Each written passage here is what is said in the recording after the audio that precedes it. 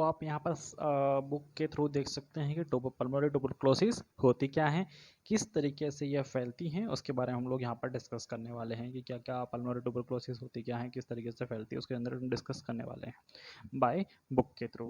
तो हम यहाँ पर बात करते हैं कि जो ट्यूबरक्लोसिस होती हैं वो एक फेफड़ों का संक्रमण रोग होता है, जैसे कि आप लोग यहाँ पर देख सकते हैं कि फेफड़ों का एक संक्रमण रोग होता है, ठीक है, जिसका मुख्य कारण होता है माइकोबैक्टीरियम ट्यूबरकुलाई। ठीक है, माइकोबैक्टीरियम ट्यूबरकुलाई जो बैक्टीरिया होता है वो क्या काम करता है कि ट्यूबरक्लोसिस फैलाने का काम करता है, यानी कि किसी के पेशेंट के बॉडी के अंदर अगर ट्यूबरक्लोसिस हो रहा है तो उसका मेन कारण माइकोबैक्टीरियम ट्यूबरकुलाई ही होता है।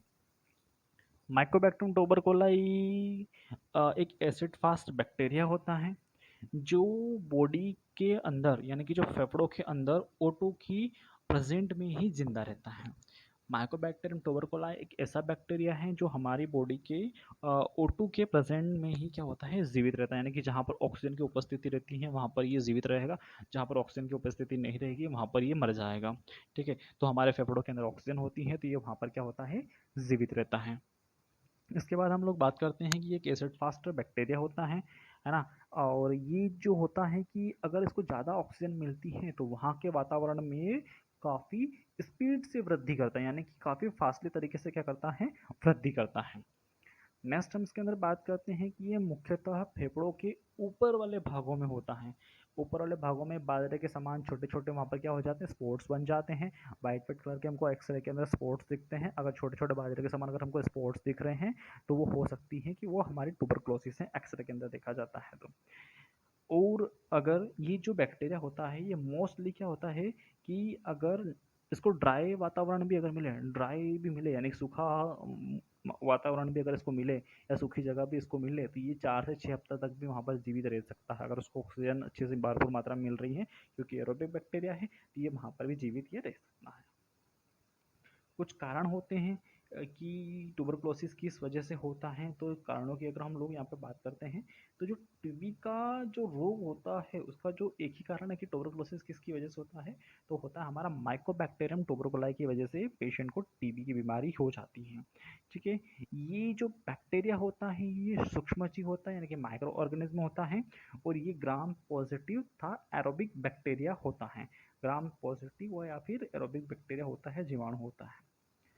ये जो जीवाणु, जैसे मैंने आपको बताया कि सूखी अवस्था में भी ये जीवित रह सकता है, इसकी वजह से इसको एरोबिक बैक्टीरिया भी कहा गया है, यानी कि एरोबिक भी कहा गया है, और इसको बैसिलाइज भी कहा गया है कि जो बैसिलाइज होते हैं वो क्या करते हैं कि अपना कलर नहीं छोड़ते हैं, लेकिन जो कोक्काई होते हैं वो अपना कलर स्टेनिंग की जो ग्राम स्टेनिंग की जो प्रोसीजर्स करते हैं उसके अंदर क्या होता है कि जो एरोबिक बैक्टीरिया होते हैं वो अपना कलर छोड़ देते हैं, लेकिन जो बेसिलाई होती है वो अपना कलर नहीं छोड़ते हैं। तो ये माइकोबैक्टीरियम ट्यूबरकुलाई होता है, ये अपना कलर नहीं छोड़ता, यानी कि क्या हो जाएगा, एक बेसिलाई बैक्टीरिया हो जाएगा, और ग्राम पॉजिटिव बैक्टीरिया इसको हम लोग बोलते हैं।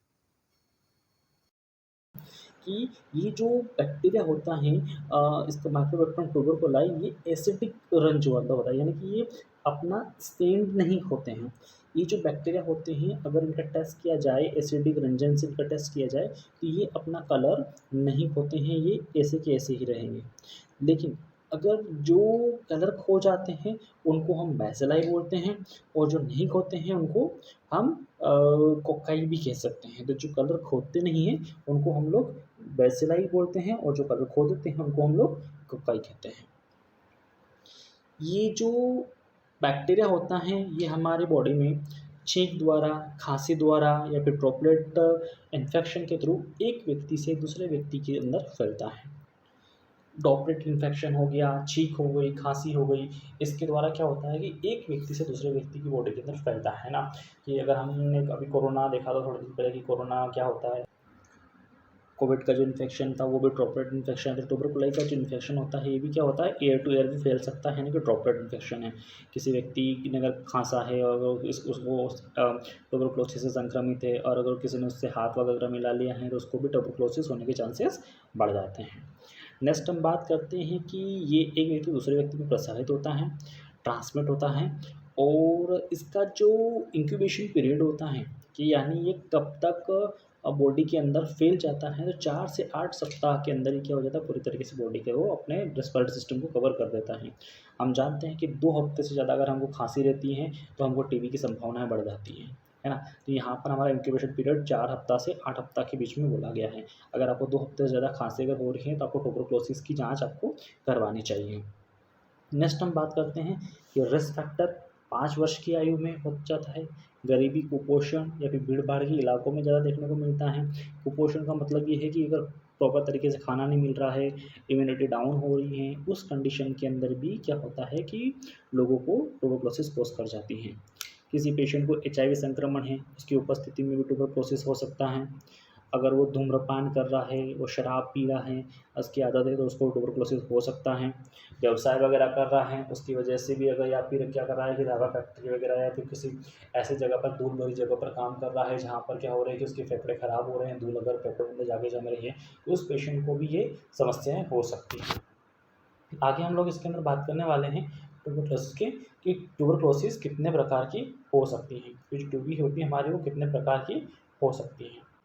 तो ट्यूबरकुलोसिस की अगर हम बात करें यहाँ पर कि कितने प्रकार की हो सकती हैं, तो फर्स्टली हम देखते हैं कि ट्यूबरकुलोसिस हमारी बॉडी के 3 भागों को प्रभावित करती है। कितने भागों को प्रभावित करती हैं? 3 भागों को प्रभावित करती हैं। 3 भागों को जैसे कौन-कौन से भाग हमारे पल्मोनरी टीबी, माइलरी टीबी और एक्स्ट्रा पल्मोनरी टीबी, ठीक है? अब ये तीनों चीज़ें क्या होती हैं इसके बारे में हम लोग यहाँ पर डिस्कस करने वाले हैं। तो फर्स्टली हम बात करेंगे पल्मोनरी टीबी के बारे में कि पल्मोनरी टीबी होती क्या है। तो इसके अंदर हम फर्स्टली बात करते हैं पल्मोनरी टीबी के अंदर कि इससे मुख्यतः फेफड़े प्रभावित होते हैं, यानी कि जहाँ पर अगर पल्मोनरी वर्ड यूज़ हो रहा है वहाँ पर समझ जाना चाहिए आपको कि आपके जो फेफड़े हैं वो खराब हो रहे हैं या फिर प्रभावित हो रहे हैं। इसके अलावा और भी इसके कुछ मुख्य लक्षण होते हैं कि निरंतर 3 सप्ताह से अधिक बलगम वाली खांसी अगर किसी पेशेंट को देखने को मिल रही है तो उसको ट्यूबरकुलोसिस हो सकती है, या फिर खांसी के साथ बलगम के साथ अगर उसको रक्त आ रहा है, खून वगैरह आ रहा है तो उसको खांसी हो सकती है। एक्स-रे करवा रहे हैं, एक्स-रे अगर प्रभावित दिख रहे हैं हमको या फिर कैविटी फॉर्मेशन देखा जा रहा है, यानी कि ऐसा लग रहा है कि कॉन्सोडाइलेशन देखा जा रहा है फेफड़ों के अंदर, यानी कि वहाँ पर स्पॉट्स बन रहे हैं वाइट कलर के, उसकी वजह से भी उसको टीबी ट्यूबरकुलोसिस हम लोग मान सकते हैं कि उस पेशेंट को ट्यूबरकुलोसिस हो सकती है। नेक्स्ट हम लोग यहाँ पर बात करें तो पल्मोनरी की बात हमारी ये हो गई है कि बलगम के साथ रक्त आ सकता है। रक्त इसलिए आता है बलगम के साथ में क्योंकि लगातार पेशेंट क्या करेगा, अगर खाँसी करेगा तो उसकी वजह से उसकी जो एलोलाइज़ वगैरह होती हैं वो क्या हो जाती हैं, फट जाती हैं। एलोलाइज़ अगर फटेगी तो पेशेंट को क्या हो सकता है कि खाँसी के साथ में खून आना स्टार्ट हो जाता है, ठीक है। नेक्स्ट हम बात करते हैं यहाँ पर हमारी नेक्स्ट प्रोसेस माइलरी टीबी, ठीक है। माइलरी टीबी क्या होती है? जो माइलरी टीबी होती है यह एक प्रकार का संपूर्ण शरीर में वितरित रहता है, ठीक है। माइलरी टीबी होती है हमारी पूरी बॉडी के अंदर हो सकती है, ठीक है। यानी कि फेफड़े हो सकते हैं, पेट के अंग के अंदर हो सकते हैं, अस्थि मज्जा, है ना, जो बोन मैरो होती हैं उसके अंदर टीबी हो सकती है। बोला जाता है कि बोन मैरो की टीबी हो गई है। मेनिंजियस दिमाग के अंदर टीबी हो सकती है, छाती के अंदर टीबी हो सकती हैं। फेफड़ों में 2.4 आकार के बाजरे के दाने के समान लीजन पाए जा सकते हैं। जैसे मैंने अभी बताया कि बाजरे के दाने के समान क्या स्पॉट्स वहाँ पर हो सकते हैं इस तरह की ट्यूबरकुलोसिस के अंदर। नेक्स्ट हम लोग बात करते हैं इस ट्यूबरकुलोसिस के अलावा एक्स्ट्रा पल्मोनरी टीबी की। एक्स्ट्रा पल्मोनरी टीबी क्या होती है? तो अगर ऐसा लग रहा है कि ये जो टीबी का जो जीवाणु होता है वो फेफड़ों के अलावा बॉडी के और भी ऑर्गन्स के अंदर फैल सकता है, ठीक है। जैसे कि स्पाइन, स्पाइन का मतलब होता है कि बोलते हैं कि स्पाइन की टीबी हो गई, कमर के अंदर टीबी की बीमारी है तो ये एक्स्ट्रा पल्मोनरी ट्यूबरकुलोसिस को हम बोलते हैं। अगर कमर के अंदर आपको टीबी की बीमारी हो रही है तो उसको स्पाइन टीबी बोलेंगे, या फिर कमर के अंदर टीबी हो गई तो उसको एक्स्ट्रा पल्मोनरी ट्यूबरकुलोसिस हम लोग बोल सकते हैं। आपके लीवर को भी अफेक्ट कर सकती है, लीवर के अंदर भी टीबी हो सकती है, पेरिटोनियम में भी आपको टीबी हो सकती हैं, अस्थियाँ जो होती हैं, हड्डियाँ होती हैं, उसके अंदर भी आपको ट्यूबरकुलोसिस हो सकती हैं, फ्लूरा को भी अफेक्ट कर सकती हैं, पेरिकार्डियम को भी अफेक्ट कर सकती हैं, ये हमारी एड्रिनल ग्रंथियाँ को भी हमारे अफेक्ट कर सकती हैं। ये सभी चीज़ें अफेक्ट कर सकती हैं। ग्रंथियाँ होती हैं, ग्लैंड वगैरह हो गई, माइकोबैक्टीरियम ट्यूबरकुलोसिस सबको अफेक्ट कर सकता है एक्स्ट्रा पल्मोनरी ट्यूबरकुलोसिस के अंदर, ठीक है। अगर कोई किसी को ऐसे घातक परिणाम दिख रहे हैं तो उसको तुरंत चिकित्सक को दिखाना चाहिए और अच्छे से ट्रीटमेंट उसको लेना चाहिए। अगर इसके अलावा कुछ और भी स्थितियाँ ट्यूबरकुलोसिस के अंदर उत्पन्न हो सकती हैं, जैसे कि हमारे जो लिम्फ नोड हैं उसके अंदर हमारे क्या हो सकती हैं कि वहाँ पर वो ख़राब हो सकते हैं, इन्फ्लामेशन हो सकता है, हमारी प्लूरिस ख़राब हो सकती हैं, हमारे पेरिकार्डिटिस, है ना? इनरकार्डियम, पेरिकार्डियम, मायोकार्डियम। तो पेरिकार्डिटिस की जो लेयर होती है हार्ट की, वो भी हमारी ख़राब हो सकती हैं।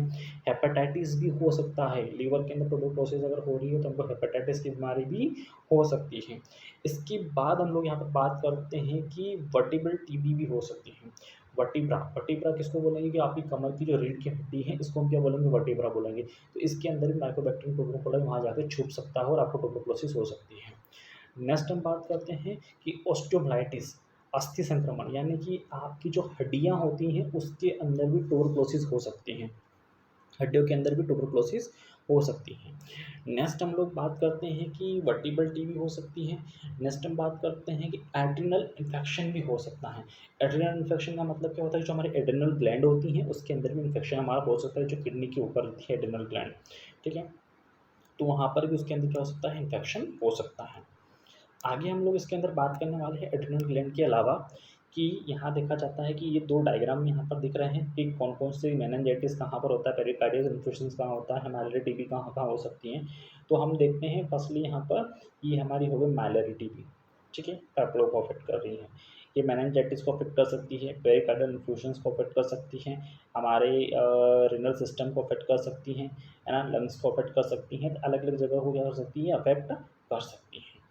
नेक्स्ट हम लोग इसके अंदर बात करने वाले हैं कि पल्मोनरी टीबी के प्रकार, टाइप्स ऑफ पल्मोनरी टीबी, कि पल्मोनरी टीबी होती क्या है, टाइप्स क्या क्या हो सकते हैं पल्मोनरी टीबी के, उसके बारे में हम लोग यहाँ पर डिस्कस करने वाले हैं कि पल्मोनरी टीबी क्या होती है, क्या क्या इसके टाइप्स हो सकते हैं, उसके बारे में हम लोग यहाँ पर डिस्कस करने वाले हैं। तो जैसा कि आप लोग यहाँ पर देख सकते हैं कि जो फर्स्ट पॉइंट हमारा बता रहा है कि प्राथमिक टीबी यानी कि जो प्राइमरी ट्यूबरक्लोसिस होती हैं वो क्या करती हैं? फेफड़ों को प्रभावित करती हैं। ध्यान दीजिएगा, अगर फर्स्टली अगर किसी पेशेंट को ट्यूबरक्लोसिस हो रही है तो वो क्या करती है? ह्यूमन्स के फेफड़ों को पहले प्रभावित करेगी, ना ही कि कोई दूसरे ऑर्गन को प्रभावित करती हैं। सेकेंड क्या रहेगा कि पोस्ट प्राइमरी टीबी जो होती हैं वो क्या करती है कि फेफड़ों में पहली बार संक्रमण बनने के साथ में लीजन का पुनः सक्रिय हो जाता है, यानी कि किसी पेशेंट को ट्यूबरक्लोसिस हो गई है और अगर उसको वापस से रिपीट से ट्यूबरक्लोसिस हो रही है तो उसके फेफड़ों के अंदर क्या हो जाएगा? लीजन बनना स्टार्ट हो जाएंगे, यानी कि लीजन बनना फिर से सक्रिय होना स्टार्ट हो जाएंगे। अब यहाँ पर हम प्राइमरी तथा पोस्ट टीबी में अंतर देखते हैं। तो जो आयु के अकॉर्डिंग अगर देखा जाए तो बच्चों में प्राइमरी टीबी क्या होती हैं? कॉमन होती हैं। और अगर वयस्कों में भी देखा जाए तो वयस्क में भी क्या होती हैं? कॉमन होती हैं।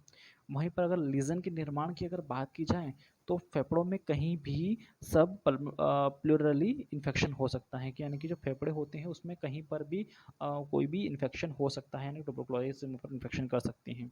लेकिन अगर किसी को पोस्ट प्राइमरी टीबी हो रही है तो वहाँ पर फेफड़े मुख्यतः राइट एपिकल रीजन में ही क्या होते हैं? अफेक्ट होते हैं, यानी कि राइट साइड ही क्या होती हैं? अगर किसी को रिपीट ट्यूबरकुलोसिस हो रही है तो उसको पोस्ट में यानी कि राइट साइड उसको क्या करेंगे? अफेक्ट करने वाले हैं।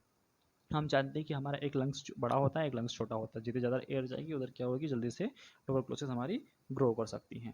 इसके अलावा अगर हम इसके अंदर और डिस्कस करें कि आप लोगों ने सुना होगा कि निमोनिया, डबल निमोनिया, ये सब भी इसी के फॉर्म होते हैं। ज़्यादा अगर ट्यूबरकुलोसिस बढ़ जाती है तो वो लिक्विड फॉर्म में हो जाती है। नेक्स्ट हम इसके अंदर बात करने वाले हैं और भी कि और क्या क्या हो सकता है, बिंदु के अंदर बात करते हैं प्राइमरी टीबी के अंदर बारे में। तो यहाँ पर आप लोग देखेंगे प्राइमरी टीबी के अंदर की केविटेशंस, ठीक है? केविटेशंस में कैसे हो सकता है? अनुपस्थित होता है और यहाँ पर कुछ भी लिखा हुआ नहीं है। ये जो केविटी केविटी का मतलब क्या होता है? खाली जो गुहा होती है वो उपस्थित रहती है, अनुपस्थित रहती है, तो यहाँ पर अनुपस्थित रहती है। इसके अंदर लिखा है कि लिम्फ नोड प्रभावित होते हैं क्या? तो दोनों में क्या होता है कि एक में कॉमन है और एक में कम कॉमन है, कि जो लिम्फ नोड्स होते हैं वो हमारे प्रभावित नहीं होते हैं। नेक्स्ट है हमारा कि ट्यूबरकुलोसिस को हम कितने भागों में वर्गीकृत कर सकते हैं? जो टीबी की बीमारी होती है हम उसको कितने भागों में वर्गीकृत कर सकते हैं? तो यहाँ पर दो तरीके की टीबी होती है हमारी, एक सक्रिय टीबी है हमारी और एक सुषुप्त टीबी है हमारी। लेटेंट ट्यूबरकुलोसिस और एक्टिव ट्यूबरकुलोसिस है, ठीक है? तो एक्टिव ट्यूबरकुलोसिस की अगर हम लोग यहाँ पर बात करने वाले हैं तो एक्टिव का मतलब होता है कि इसका अर्थ है कि शरीर का इम्यून सिस्टम जीवाणु की वृद्धि को रोकने, नियंत्रित करने में असफल रहता है तथा संक्रमण तथा फेफड़ों में अनियंत्रित फैलना प्रारंभ हो जाता है। इस कंडीशन में क्या होता है कि जो बॉडी का जो इम्यून सिस्टम होता है वो क्या होता है कि जीवाणुओं को रोक नहीं पाता है, है ना, रोकने में क्या हो जाता है, अनियंत्रित हो जाता है। जैसे कि हम देखते हैं कि अगर हमारी इम्यूनिटी क्या हो जाएगी, वीक हो जाएगी, तो हम क्या करती है हमारी बॉडी की किसी भी जो भी बैक्टीरिया वगैरह आ रहा है उसको इजीली तरीके से क्या हो जाती है, यहाँ पर बसने के लिए जगह दे देती है।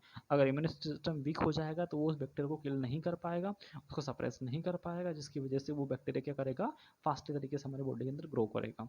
तो इम्यून सिस्टम हमारी वीक होने की वजह से सक्रिटी भी हमको हो सकती है, और ये हमारे फेफड़ों में ही फैलना स्टार्ट होती है, क्योंकि फेफड़ों में ऑक्सीजन होती है, और जहाँ पर ऑक्सीजन मिलेगी बैक्टीरिया को वहाँ पर ही क्या हो जाएंगे, फैलना स्टार्ट कर देंगे। नेक्स्ट हम इसके अंदर बात करने वाले हैं लेटेंट टीबी। लेटेंट टीबी के अंदर क्या होता है कि कुछ व्यक्ति होते हैं जिनमें रोग प्रतिरोधक तंत्र जंतुओं जीवाणुओं को नष्ट तो नहीं हो पाता है, लेकिन उनकी वृद्धि को नियंत्रित कर पाता है। ठीक है, इस कंडीशन में क्या होता है कि जो रोग प्रतिरोधक तंत्र होता है उसके जीवाणु तो नष्ट नहीं कर पाता, जो हमारा जो इम्यून सिस्टम होता है वो ट्यूबरकुलोसिस के जीवाणुओं को नष्ट तो नहीं कर पाता है, लेकिन ये क्या करता है कि हमारे इम्यून सिस्टम की उसकी वृद्धि को बढ़ने से रोक देता है। हम लोग जानते हैं कि इंटरनली चीज़ें भी हमारी बॉडी में हेल्प करती हैं, जो हमारी इम्यून सिस्टम होती हैं वो क्या करती है कभी कभी कि उसको भी एक्सटर्नल तरीके से कुछ चीज़ों की आवश्यकता होती है, दवाइयों की आवश्यकता होती है, जिसकी वजह से क्या करती है कि वो किसी भी बैक्टीरिया को किल करने में हेल्प कर सकती हैं। तो बॉडी को हमारे एक्सटर्नल तरीके से भी चीज़ें चाहिए और इंटरनल तरीके से भी यहाँ पर मटेरियल चाहिए, है ना। जैसे कि हम लोग वैक्सीन वगैरह लगाते हैं, वैक्सीन क्यों लगाए जाते हैं कि बॉडी की इम्यून सिस्टम क्या हो जाती है, वीक हो जाती हैं, और वो क्या करती हैं कि इन्फेक्शन को बढ़ने से रोक तो देती हैं, लेकिन क्या होता है कि उसको पूरी तरीके से ख़त्म नहीं कर पाती हैं, तो उसको बाहरी तरीके से भी कुछ मटेरियल चाहिए, जिसकी वजह से क्या कर सकती है कि इम्यून सिस्टम को वापस से बूस्ट करने के बाद में इम्यून सिस्टम उसको किल कर सकता है। नेक्स्ट हम लोग यहाँ पर बात करते हैं कि शरीर में बिना कोई लक्षण दर्शाए दर्शाए नहीं बनी रहती हैं। अगर किसी को सुषुप्त टीबी अगर हो गई है, अगर यानी कि उसके स्पाइन में जाके बढ़ गई है, मेनिंजाइटिस में जाके बढ़ गई है, तो वहाँ पर कोई भी लक्षण उसको नहीं दिखाई, धीरे धीरे क्या रहेगी कि वहाँ के ऑर्गन को डैमेज करना स्टार्ट कर देगी, वहाँ पर उसको कोई भी लक्षण देखने को नहीं मिलेगी और उस पेशेंट को ट्यूबरकुलोसिस हो जाएगी। नेक्स्ट है कि भविष्य में जब भी व्यक्ति का इम्यून सिस्टम कमजोर होता है, रोगग्रस्त होने की स्थिति में, तो टीबी के जीवाणु अनियंत्रित रूप से संख्या में वृद्धि करते हैं तथा टीबी के रोग को प्रकट करते हैं। इस कंडीशन में क्या होता है कि जब इम्यूनिटी स्ट्रॉन्ग रहती, इम्यूनिटी कमज़ोर रहती है, तब वो क्या करते हैं कि इन्फेक्शन को तो रोक देती है, लेकिन क्या करती है कि उसको किल नहीं कर पाती, उसके लिए हमको बाहर से सब्स्टिट्यूट लेना पड़ेंगे। लेकिन अगर ऐसा हो रहा है कि जो पेशेंट है हमारा, अगर वो किसी दिन उसकी इम्यून सिस्टम क्या हो गई है, वीक हो गई है, इम्यूनिटी उसकी वीक हो गई है, उस दिन क्या होगा कि जो ट्यूबरकुलोसिस की जो माइकोबैक्टीरियम ट्यूबरकुलाई की जो बैक्टीरिया होते हैं वो अनियंत्रित तरीके से क्या करेंगे, अपनी संख्या को बढ़ाना स्टार्ट कर देंगे, और संख्या को बढ़ाएंगे तब जाकर हमको लगेगा कि ट्यूबरकुलोसिस के लक्षण हमारी बॉडी के अंदर दिखना स्टार्ट हो जाएंगे, खांसी होने लग जाएगी, सांस लेने में तकलीफ होगी, चेस्ट में पेन होना स्टार्ट हो जाएगा, ये सारे लक्षण हमको देखने को मिल जाएंगे। नेक्स्ट हम लोग यहाँ पर एक टॉपिक के ऊपर एक और टॉपिक आता है हमारा कि पैथोजेनेसिस क्या होता है। ठीक है, कि पैथोजेनेसिस क्या होता है और इसके बारे में हम लोग डिस्कस करते हैं। तो टीबी का जो बैक्टीरिया होता है वो बेसिलाई ड्रॉपलेट के रूप में स्वस्थ व्यक्ति के श्वसन तंत्र में प्रवेश करते हैं। ठीक है, जो बेसिलाई होता है वो क्या करता है, ड्रॉपलेट के थ्रू एक व्यक्ति से दूसरे व्यक्ति की बॉडी के अंदर जाता है। ड्रॉपलेट का सिस्टम हम जानते हैं कि जब छींकते हैं, खांसते हैं, तो बहुत सारे असंख्य कण वायु के थ्रू क्या हो जाते हैं कि हम निकल हमारी बॉडी से बाहर निकलते हैं, और इन कणों के बीच में कोई अच्छा पेशेंट यानी कि जो कोई स्वस्थ पेशेंट अगर कांटेक्ट में आता है तो उसको ट्यूबरकुलोसिस के चांसेस बढ़ जाते हैं। ठीक है, नेक्स्ट इसके अंदर हम लोग बात करने वाले हैं। नेक्स्ट क्या होता है कि जो ये जीवाणु होते हैं ये इम्यून सिस्टम की जो कोशिकाओं को घेर कर एक नोडुल बनाते हैं, एक हार्ड नोडुल वहाँ पर बनाते हैं, और ये क्या करते हैं कि पूरी तरीके से वहाँ पर इम्यून सिस्टम को सील कर देते हैं, या फिर जो हमारे जो कोशिकाएं वगैरह होती हैं उनको पूरी तरीके से सील कहते हैं। इन्हें ही हम ट्यूबरकल्स कहते हैं, भी कहते हैं, इन्हें हम क्या बोलते हैं, ट्यूबरकल्स भी कहते हैं। यानी क्या करेंगे कि गोल गोल स्पॉट्स बना लेंगे वहाँ पर बाजरे के दाने के जैसा, और वहाँ की जो एलोलाइज रहेगी उसको क्या कर देंगे, ब्लॉक कर देंगे। नेक्स्ट क्या है कि इसके ट्यूबरकुलस का जो केंद्र होता है वो क्रीम के समान मृत उत्तक कोशिकाएं होती हैं। मतलब कि जो ये ट्यूबरकुल का जो केंद्र होता है, अपनी जो क्रीम वगैरह होता है ना, उसके जरिए उसके जैसा क्या होता है कि मृत उत्तक की कोशिकाएं होती हैं, जिसके हम लोग चेक लाइकोसिस टिश्यू भी कह सकते हैं इसको हम लोग। इसके अंदर जो क्रीम लाइक स्ट्रक्चर है उसके अंदर कई मात्रा में बेसिलाई वहाँ पर मौजूद होते हैं। ठीक है, बॉडी के अंदर मौजूद होते हैं, और इस प्रकार ट्यूबरकल इन जीवाणुओं के प्रति शरीर की इम्यून रिएक्शंस होती हैं। ठीक है, नेक्स्ट है कि धीरे धीरे फेफड़ों में ट्यूबरकुल बनना स्टार्ट हो जाते हैं और अंत में मिलकर एक बड़ी कैविटी वो लोग बना लेते हैं। फिर वहाँ पर ये लोग क्या करते हैं कि फेफड़ों के अंदर, लंग्स के अंदर निवास करना स्टार्ट कर देते, रहना स्टार्ट कर देते हैं। वहाँ के आसपास के जो ऊतक होते हैं उनमें नेक्रोसिस करना स्टार्ट कर देते हैं। नेक्रोसिस का मतलब होता है कि वो उनको खराब या भी सड़ाना स्टार्ट कर देते हैं। नेक्स्ट है कि सड़ाने के स्टार्ट करने के बाद में वापस सेंट्रल नेक्रोटिक एरिया बनाते हैं। वहाँ पर नेक्रोटिक का मतलब क्या होता है कि ब्लू डिस्कलरेशन ऑफ स्किन, यानी कि स्किन जो होती है वहाँ पर अंदर का जो एरिया होता है वो पूरी तरीके से ब्लू हो जाता है, खराब होने लगता है। तो ब्लू एरिया बनना स्टार्ट कर देते हैं वहाँ पर। देन उसके बाद क्या होता है कि एरिया बनाने के बाद में ये जो होते हैं परिधि भाग जो होती हैं उसमें भी एपिथेलियल सदस्य कोशिकाओं को भी खत्म करना स्टार्ट कर देते हैं। उसके बाद में जो लिम्फोसाइट्स होते हैं हमारे, वो क्या हो जाते हैं, गलना स्टार्ट हो जाते हैं। टी लिम्फोसाइट्स गलना स्टार्ट हो जाते हैं। साइकोटॉक्सिक पदार्थ भी इसके अंदर क्या हो जाते हैं, स्राव करना स्टार्ट कर देते हैं। फेफड़ों में पैरेन्काइमल उत्तक भी क्या हो जाते हैं, नष्ट हो जाते हैं। और धीरे धीरे इस घाव में फाइब्रस उत्तक तथा कैल्शियम का जमाव होने लग जाता है। ठीक है, इतनी सारी चीज़ों को अपडेट करने के बाद में क्या हो जाता है कि इन खाली जगहों में उत्तक या फिर फाइब्रस कैल्शियम का जमा होना स्टार्ट हो जाता है। इसे ही ट्यूबरकल्स लीजन या फिर गोन कॉम्प्लेक्स भी कहा जाता है। इस प्रकार के बने विशिष्ट ट्यूबरकल्स लीजन को गोन कॉम्प्लेक्स भी हम लोग कह सकते हैं। धीरे धीरे क्या होता है कि जब घाव बनने की प्रक्रिया पूर्ण हो जाती है तो ये भी लीजन चेस्ट एक्सरे में सघन और ओपियोस स्पॉट्स के रूप में वर्षों तक बने रहते हैं। यानी कि अगर जब घाव भर जाते हैं तो जो खाली जगह में जो फ्लूइड भरा था, इसकी वजह से ये जो स्पॉट्स होते हैं वो कंटिन्यूस बॉडी के अंदर बने रहते हैं, काफ़ी वर्ष तक बने रहते हैं। नेक्स्ट हम लोग बात करते हैं कि टीबी को पैथोजेनेसिस के रूप में निम्न प्रकार से समझा गया है कि अलग अलग तरीके से यहाँ पर पैथोजेनेसिस को हमने समझा है कि फर्स्ट है हमारा कि फेफड़ों में जीवाणुओं की वृद्धि करता है।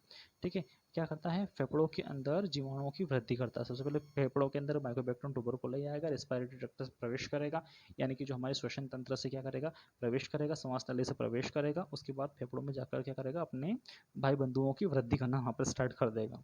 नेक्स्ट क्या रहेगा कि ट्यूबरकल लीजन का निर्माण करना भी स्टार्ट कर देगा। ठीक है, ट्यूबरकल लीजन का भी निर्माण करना स्टार्ट कर देगा। नेक्स्ट है कि जीवाणु का लिम्फेटिक सिस्टम में प्रवेश करना भी स्टार्ट कर देगा। जो जीवाणु रहते हैं वो लिम्फेटिक सिस्टम में भी जाना क्या कर देंगे, स्टार्ट कर देंगे। नेक्स्ट है कि लिम्फेटिक तत्वों के संक्रमण एवं नष्ट होने की परिस्वरूपना जो होती हैं वो भी नष्ट होना स्टार्ट हो जाती हैं। नेक्स्ट बात करते हैं हम लोग कि फेफड़ों में एक्सुडेक्ट्स का बनना भी स्टार्ट हो जाता है। यानी कि पहले क्या हो रहा है कि लिम्फोटिक उत्तकों का में संक्रमण एवं नष्ट होने के परिणाम स्वरूप लिम्फोटिक सिस्टम के जो उत्तक रहेंगे उनमें संक्रमण होगा और वो नष्ट होने की वजह से वहाँ पर फेफड़ों में एक्सुडेक्ट का बनना स्टार्ट हो जाता है। जैसे कि हम लोग ऊपर पढ़ा था, एक्सुडेट्स का मतलब यानी कि वहाँ पर घाव बनना स्टार्ट हो जाएंगे और घाव क्या रहेंगे, उसके अंदर एक मवा टाइप बनना स्टार्ट हो जाएगा। नेक्स्ट है कि ब्रोंको निमोनिया एवं ग्रेनुलम्स के कारण फेफड़ों के ब्रोंको निमोनिया क्या होता है कि ब्रोंकियस में निमोनिया हो सकता है और फेफड़ों के अंदर क्या हो जाता है, ग्रेनुलोमा के कारण फेफड़ों में क्या हो जाता है कि उत्तकों में फाइब्रोसिस तथा नेक्रोसिस होना। जब ब्रोंकियस में क्या हो जाएगा, निमोनिया हो जाएगा, तो वहाँ के जो उत्तक वगैरह रहेंगे उनमें फाइब्रोसिस होना स्टार्ट हो जाएगा और नेक्रोसिस भी होना स्टार्ट हो जाएगा। ठीक है, कितना खतरनाक है ट्यूबरकुलोसिस। नेक्स्ट हम लोग इसके अंदर बात करते हैं कि उसके बाद में अल्सरेटिव ट्यूबरकुलोसिस देखने को मिलेगा हमको। गोन ट्यूबरकुलोसिस का निर्माण वहाँ पर होना स्टार्ट हो जाएगा। देन उसके बाद में इसके निर्माण होने के बाद में श्वसनीय जटिलता वहाँ पर पेशेंट को देखने को मिल जाएगी। होमो पेस्टिसाइड्स देखने को मिलेगा, वजन कम होने लगेगा पेशेंट का और लक्षणों की उत्पत्ति भी वहाँ पर होना धीरे धीरे स्टार्ट हो जाएगी। ठीक है, नेक्स्ट हम लोग इसके अंदर बात करते हैं कि चिकित्सकीय लक्षण यहाँ पर क्या क्या हो सकते हैं, कि चिकित्सकीय लक्षण जो होते हैं वो बॉडी के अंदर क्या क्या हो सकते हैं। तो 75% से 80% केसेस अलाक्षणिक यानी असिम्टोमेटिक होते हैं। अत्यधिक गंभीर अवस्था में निम्न लक्षण प्रदर्शित होते हैं कि अगर किसी पेशेंट को अत्यधिक गंभीर अवस्था में ट्यूबरकुलोसिस हो गई है तो वहाँ पर अलग अलग तरीके के लक्षण देखने को हमको मिल सकते हैं। फर्स्ट लक्षण हमको देखने को मिलेगा कि कम से कम 2-3 सप्ताह तक बुखार 100 नोट पॉइंट 103 डिग्री फ़ारेनहाइट हमको यहाँ पर देखने को मिल सकता है। यानी कि 100 डिग्री फ़ारेनहाइट हमको देखने को मिल सकता है या फिर 103 डिग्री फ़ारेनहाइट हमको यहाँ पर बुखार पेशेंट को 2 या 3 सप्ताह तक बुखार देखने को हमको मिल सकता है।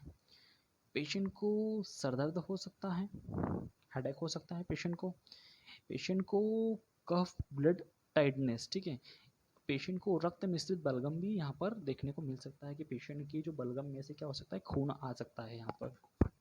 नेक्स्ट है कि पेशेंट को सांस लेने में कठिनाई हो सकती है। क्या होता है कि पेशेंट को सांस लेने में कठिनाई हो सकती है। नेक्स्ट है कि पेशेंट को भूख नहीं लगेगी, पेशेंट को एनोरेक्सिया हो सकता है, पेशेंट को भूख वगैरह नहीं लगेगी। पेशेंट को अधिक पसीना आएगा, विशेषकर उसको क्या रहेगा कि रात के टाइम पर क्या रहेगा, ज़्यादा पसीना आएगा पेशेंट को। पेशेंट की जो नब्ज़ रहेगी वो क्या हो जाएगी, तेज़ हो जाएगी, यानी कि जो हार्ट रेट रहेगी, पल्स रेट रहेगी, वो क्या हो जाएगी, तेज़ हो जाएगी। पेशेंट का जो रेस्पायरेशन होता है, श्वसन दर रहेगी, वो भी क्या हो जाएगी, तेज हो जाएगी। नेक्स्ट क्या रहेगा कि वज़न में उसकी भारी कमी हो सकती है पेशेंट के, छाती में दर्द हो सकता है पेशेंट को, और उसको थकान यानी कि फटीग भी हो सकता है। दूसरी बात, एक और इम्पोर्टेंट टॉपिक यहाँ पर आता है कि अगर पेशेंट को बलगम के साथ में क्या हो रहा है, खून आ रहा है, तो किस कारण की वजह से आ रहा है, तो उसको क्या हो रहा है कि अगर बलगम के साथ में खून आ रहा है तो ब्रोंकियल मुक्योसा में अल्सर बनना स्टार्ट हो जाता है, कि जो ब्रोंकियल मुक्योसा है उसके अंदर अगर अल्सर बनेंगे तो भी पेशेंट को खून आ सकता है। कंजुगेटेड वेसल्स अगर जो रहेगी, अगर वो फट जाएगी तो भी उसको खून आ सकता है। ट्यूबरकुलस में रक्त का रिसाव अगर होने लगा है एरोलाइज की वजह से, तो भी वहाँ पर ब्लड मिल सकता है हमको। फेफड़े में अगर खाली जगह बन गई है तो भी ब्लड आ सकता है, और रक्त बन के थक्के अगर जम रहे हैं उसकी वजह से भी पेशेंट को ब्लड आ सकता है। ठीक है, ये इतने सारे कारण होते हैं पेशेंट की बॉडी से ब्लड आने के। ठीक है, जब खांसता है, छिंकता है, तो उसकी बॉडी, जब उसके गले से जब ब्लड आता है ना, फेफड़ों के थ्रू जब खांसता है तब ब्लड निकलता है, तो ये कारण वहाँ पर हो सकते हैं। नेक्स्ट होता है कि टीबी के प्रारंभिक लक्षण में देखते हैं कि ऊर्जा स्तर में कमी हो सकती है, थकान हो सकती है, भार में कमी हो सकती है, निरंतर कम से कम 3 सप्ताह तक खांसी रह सकती है पेशेंट को। और इस कंडीशन में पेशेंट क्या होता है, लक्षण स्वतः ही ठीक ना होकर मरीज की स्थिति में निरंतर गिरावट हो सकती है, कि ये लक्षण जो होते हैं ये ठीक नहीं होते हैं, और जो मरीज की स्थिति होती है उसके अंदर निरंतर गिरावट आती रहती है।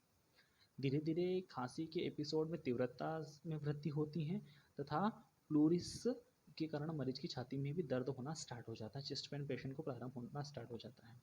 पेशेंट के बलगम के साथ में खून आना स्टार्ट हो जाता है। पेशेंट को अल्टरनिंग साइन देखने को मिल सकते हैं, वहाँ पर अलग अलग साइन देखने को मिलेंगे। मरीज को प्रतिदिन शाम के टाइम पर क्या रहेगा, बुखार आना स्टार्ट हो जाएगा पेशेंट को, और रात के टाइम पर पेशेंट को बहुत ज़्यादा मात्रा में क्या रहेगा, पसीना आना स्टार्ट हो जाएगा। नेक्स्ट रहेगा कि जो फेफड़े रहेंगे उनके ऊतकों में क्षति हो जाएगी, श्वसनीय कार्य क्या रहेंगे, उनके नकारात्मक प्रभाव डालना स्टार्ट कर देंगे, और उपचार नहीं होगा अगर पेशेंट का, तो मरीज को श्वसनीय फेलियर यानी कि वेंटिलेटर फेल्यूर या फिर टॉक्सिमा के कारण उसकी मृत्यु भी हो सकती है। नेक्स्ट हम लोग बात करते हैं कि एग्जामिनेशंस में हम लोग क्या क्या करवा सकते हैं। ये हमने बात करी कि क्या क्या कॉजेज़ या फिर क्या क्या सिम्टम पेशेंट को देखने को मिल सकते हैं क्लिनिकल फीचर्स में। अब यहाँ पर हम लोग बात करते हैं कि पेशेंट का एग्जामिनेशन हम लोग क्या क्या कर सकते हैं।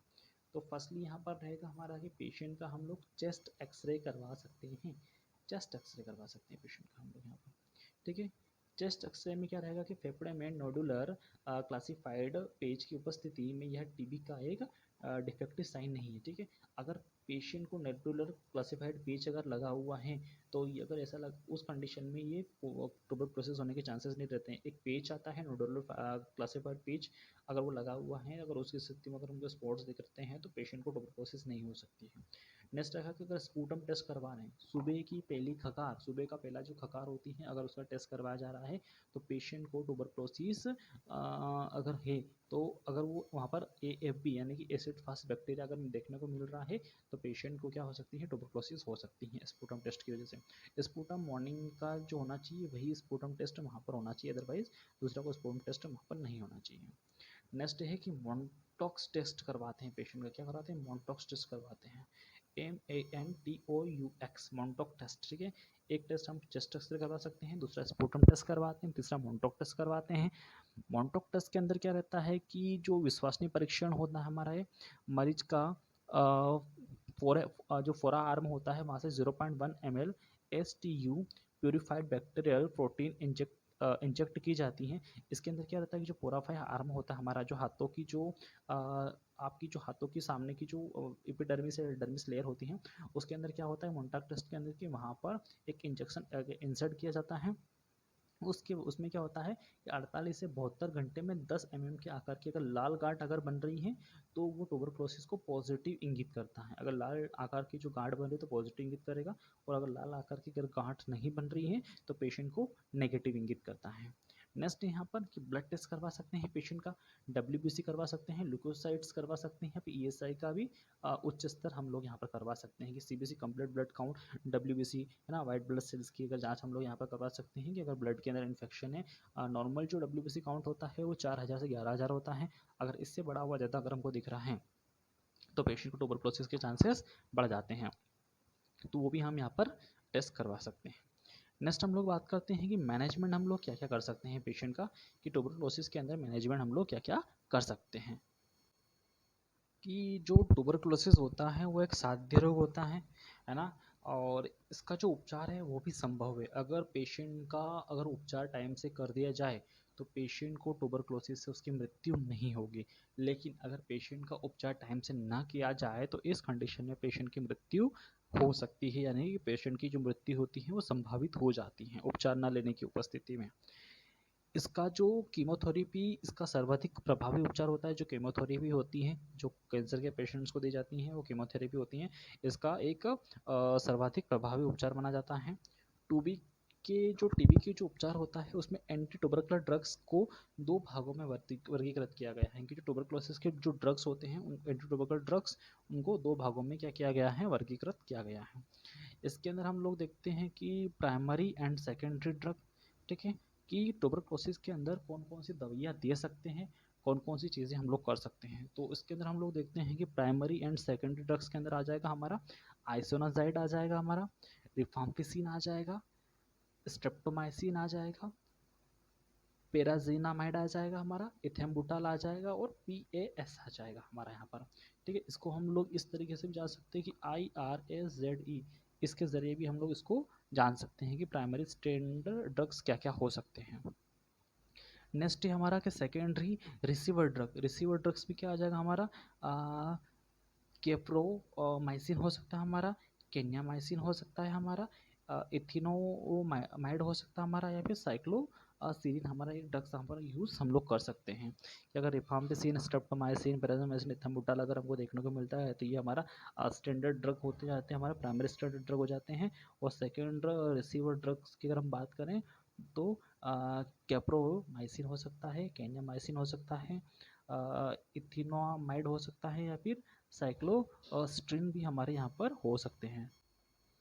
इसके अंदर हम पहले ड्रग की अगर हम बात करें तो आइसोनाजाइड की अगर हम बात करते हैं तो आइसोनाजाइड को किस तरीके से दिया जा सकता है बॉडी के अंदर, उसकी हम लोग यहाँ पर बात करने वाले हैं। तो फर्स्टली अगर इसके अंदर हम देखेंगे कि आइसोनाजाइड होता क्या है, तो आइसोनाजाइड सर्वाधिक प्रभावी ड्रग होता है। इसको INH संक्षिप्त रूप में प्रयोग किया जाता है कि अगर इसको आइसोनाइड को INH इसका जो नाम होता है वो INH के रूप में इसको जाना जाता है, इसका यूज़ किया जाता है। ये ड्रग क्या करता है कि जो जीवाणु को तेज़ी से जो वृद्धि कर रहे हैं उनको क्या करता है, नष्ट करने का काम करता है।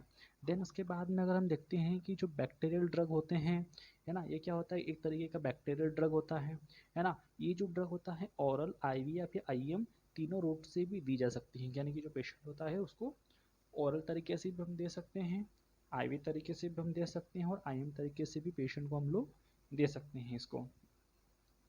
इसके निम्न साइड इफ़ेक्ट होते हैं कि अगर किसी पेशेंट को अगर ये ड्रग दिया जा रहा है तो क्या क्या साइड इफ़ेक्ट उनको देखने को मिल सकते हैं।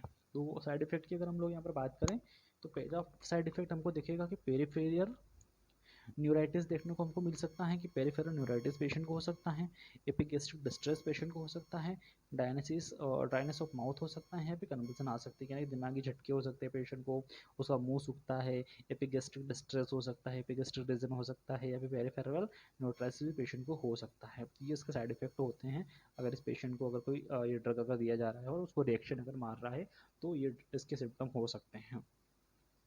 नेक्स्ट है रिफाम्पिसिन। रिफाम्पिसिन क्या होता है कि यह भी एक जीवाणुनाशक बैक्टीरियल ड्रग है। इसका जो यूज़ होता है वो IR, RMP या फिर RIF लिखा जाता है। अगर इसका यूज़ करते हैं डॉक्टर्स तो प्रतीकात्मक रूप में क्या रहेगा कि IR लिखा जाएगा, RMP लिखा जाएगा, फिर RIF भी इसके अंदर लिख सकते हैं हम लोग रिफाम्पिसिन में। ठीक है, यह मूत्र, पसीने, आंसुओं को लाल रंग प्रदान करता है। अगर पेशेंट का अगर जो यूरिन अगर आ रही है, लाल रंग की यूरिन आ रही है, या फिर मूत्र उसका लाल रंग का आ रहा है, तो ये क्या रहेगा कि लाल रंग प्रदान करता है। और इसका जो मुख्य दुष्प्रभाव होता है वो हेपेटाइटिस हो सकता है पेशेंट को, या फिर अंत में मरीज को नियमित अंतराल में लीवर इन्फेक्शन भी हो सकता है, या फिर लीवर फंक्शन टेस्ट करवाने की भी सलाह देना पड़ सकती है पेशेंट को। इसके साइड इफेक्ट में देखा जाए तो लीवर खराब करता है रिफाम्पिसिन हमारा, और इसका जो यूरिन का जो कलर होता है वो पूरा रेड कलर का कर देता है कि ब्लड के समान यूरिन का कलर हो जाता है जब रिफाम्पिसिन किसी पेशेंट को दिया जाता है तो।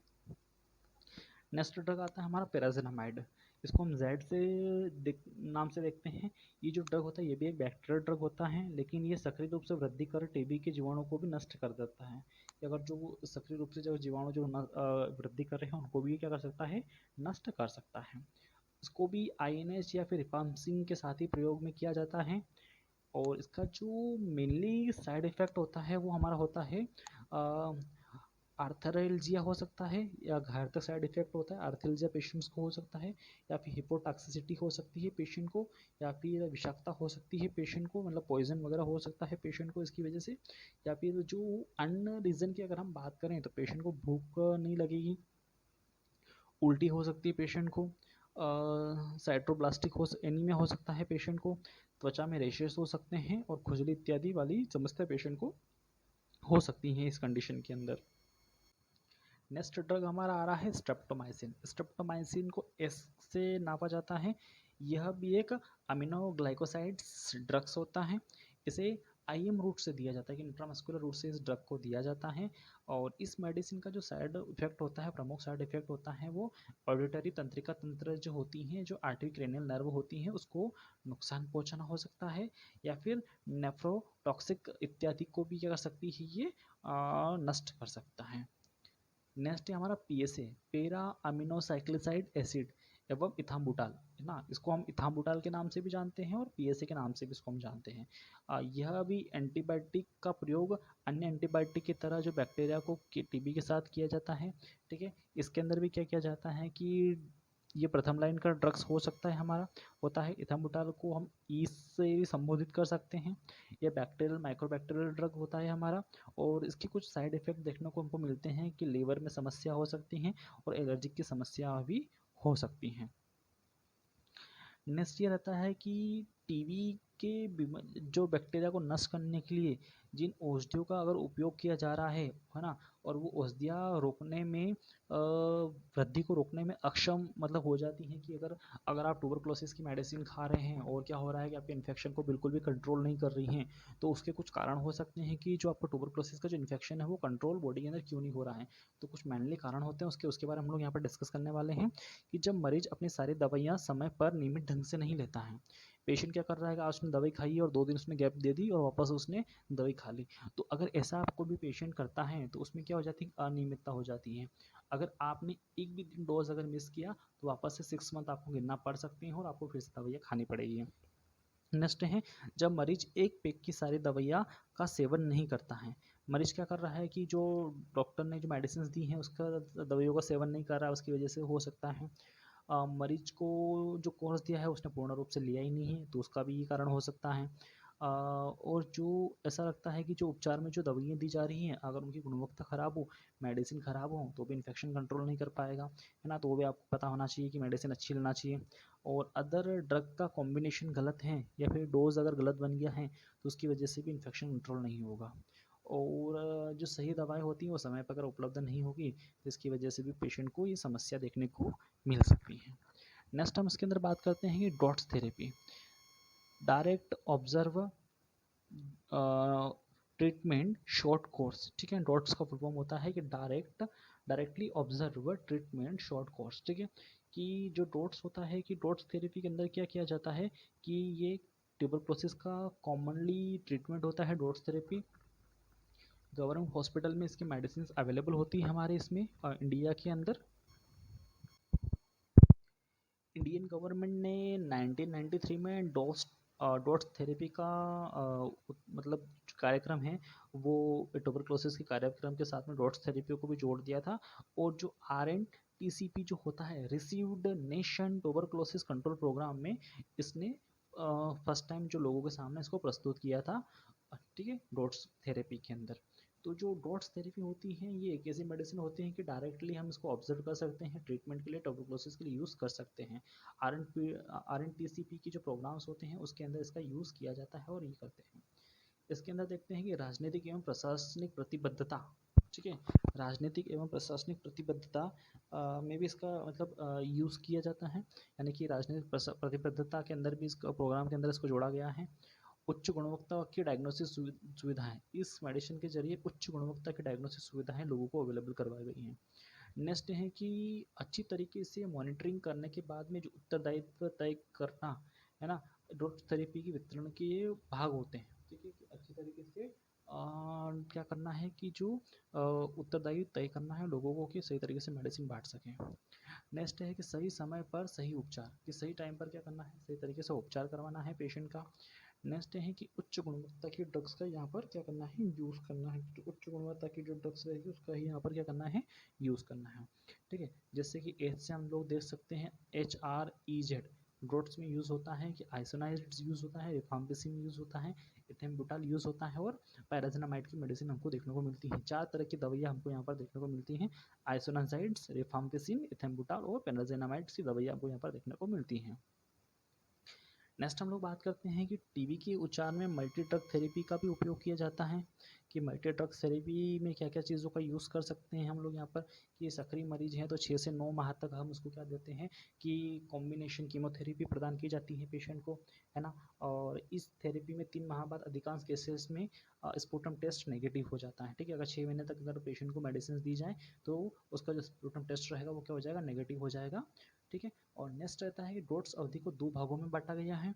इंटेंसिव फेज 2 माह का होता है और मेंटेनेंस फेज 4 माह का होता है। इंसेंटिव फेज में होता है कि इस चरण में निम्न औषधियाँ मरीज को दी जाती हैं।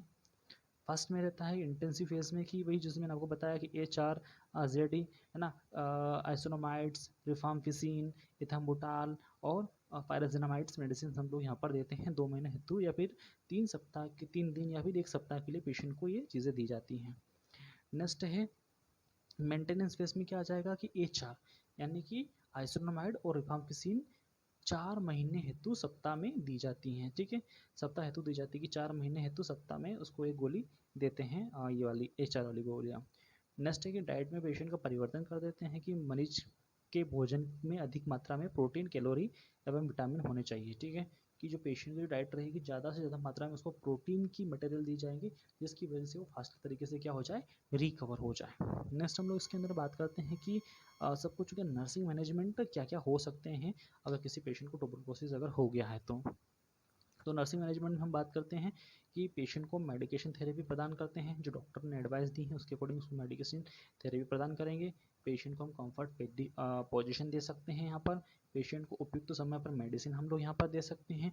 औषधि देने के पश्चात साइड इफेक्ट के बारे में भी हमको मॉनिटरिंग करना है, कि पेशेंट को अगर हमने गोली दी है तो वो साइड इफेक्ट हमको देखने को तो नहीं मिल रहे हैं। नेक्स्ट है कि स्ट्रेप्टोमाइसिन इंजेक्शन के पश्चात यदि मरीज एलर्जिक रिएक्शन या फिर बहरेपन की शिकायत करता है तो तुरंत चिकित्सक को हमको सूचित करना है। कभी कभी पेशेंट जो था वो रिएक्शन अगर होती है दवाइयों की तो बहरेपन की शिकायत करता है, तो उसका भी हमको यहाँ पर ध्यान रखना है। नेक्स्ट है कि टीबी के उपचार हेतु प्रयुक्त लगभग सभी ड्रग्स लिवर पर अपना दुष्प्रभाव बनाते हैं, तो अगर हाइपोटॉक्सिसिटी अगर हो रही है पेशेंट को तो इसके बचाव के लिए मरीज के अनुसार जो भी लिवर टॉनिक जो भी सिरप वगैरह होते हैं या फिर जो लिवर को बचाने के लिए जो भी सिरप होते हैं चिकित्सक के अनुसार वो सारी चीज़ें हम लोग यहाँ पर दे सकते हैं। आई होप मेरे द्वारा जो बताई गई सारी चीज़ें आपको यहाँ पर समझ में आई होगी। अगर वीडियो पसंद आया है तो लाइक करें, चैनल को अगर सब्सक्राइब नहीं किया है तो प्लीज़ चैनल को सब्सक्राइब करें, लाइक करें, शेयर करें। मिलते हैं किसी और टॉपिक में रेस्पिरेटरी संबंधित बीमारियों के साथ में, तब तक के लिए टेक केयर।